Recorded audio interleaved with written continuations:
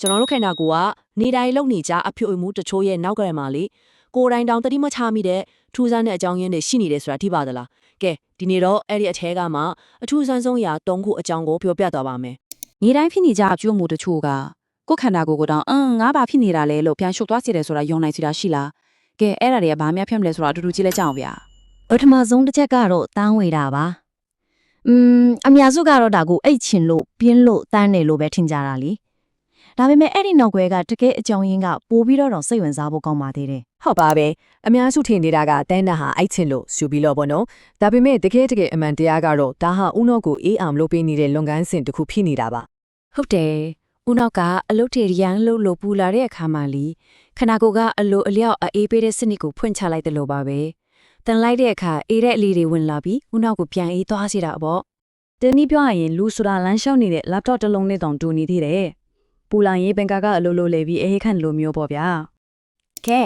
ဒုတိယအချက်ဒါတော့ဒီနေ့ခေတ်မှာဖုံးသုံးတဲ့သူတိုင်းနီးပါးကြုံဘူးလောက်မဲ့ထူးဆန်းတဲ့ခံစားမှုတစ်ခုအကြောင်းပါ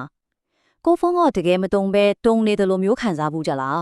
အဲ့ဒါကို phantom vibration syndrome လို့ခေါ်ပါတယ်ဆိုလိုတာက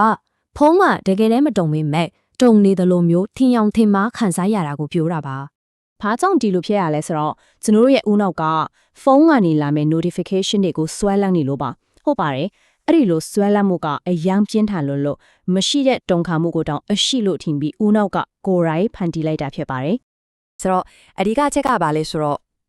ဒါဟာဖုန်းကတုံနေတာမဟုတ်ပါဘူးကိုဦးနောက်ကိုယ်တိုင်ကပဲ notification ပို့နေတယ်လို့ဖြစ်နေတာပါတော်တော်ထူးဆန်းနေမလား